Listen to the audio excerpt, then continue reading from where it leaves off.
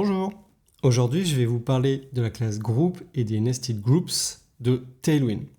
Si on regarde la documentation de Tailwind, Tailwind nous dit qu'on va être capable de styliser un élément enfant d'un groupe en fonction du comportement du parent.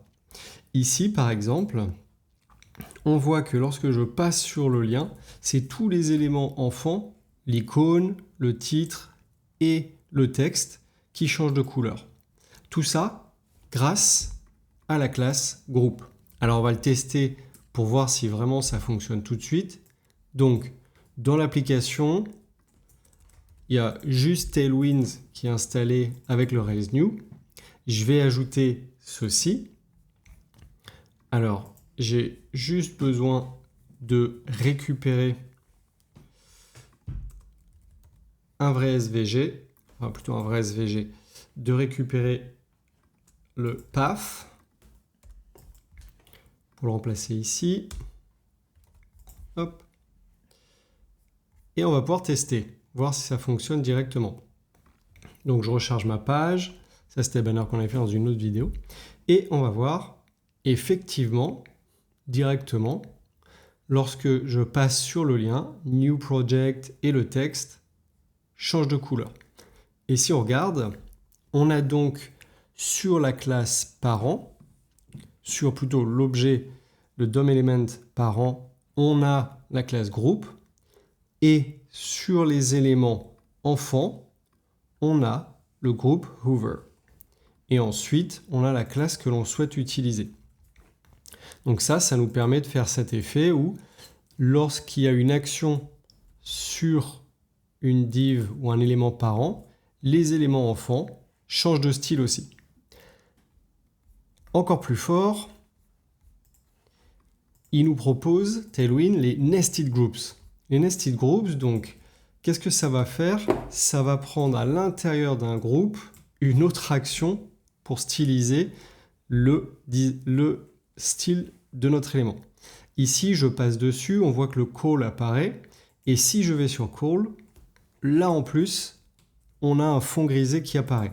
Et du coup, il combine différents types de groupes. Un premier groupe item qui permet de surligner en gris cet élément, ce bouton, et ensuite de donner un autre liseré gris un peu plus foncé lorsqu'on passe sur le bouton Call. Donc le bouton Call apparaît, et là le bouton Call, lorsque je passe dessus, en Hoover, il est encore plus grisé.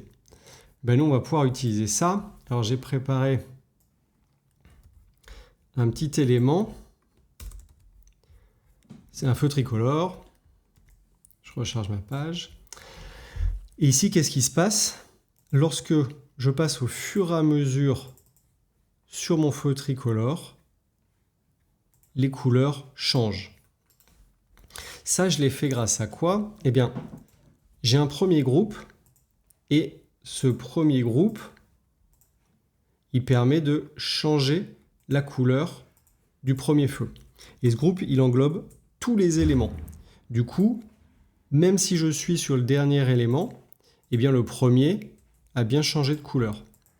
Ensuite, à l'intérieur de mon groupe, j'ai un deuxième élément et j'ai utilisé le Nested Groups. Je l'ai appelé Middle, donc groupe Middle, et je l'utilise sur le feu orange. Sur le feu orange, je donne Group Hoover et le Middle devient plus foncé. Donc quand on regarde, on voit bien que ici, je n'ai que le premier feu qui passe orange, le deuxième passe au orange, mais le troisième toujours pas. Seulement lorsque je suis dessus, le troisième passe vert foncé. Et ça, je l'ai fait en nestant encore un peu plus le dernier cercle vert et en lui donnant un autre groupe qui est le groupe bottom. Vous pouvez vous poser la question de qu'est-ce qui se passe si je déneste, entre guillemets, si on peut dire ça, le dernier élément. Je recharge ma page. Eh bien, on voit que dans ce cas-là, vous voyez, le orange n'est pas resté orange. Pourquoi? Parce que je l'ai dénesté. Alors que dans le premier exemple, paf, paf, paf, on voit bien que le orange reste orange foncé. Donc, c'était la classe group et group nested, ou nested groups de Tailwind.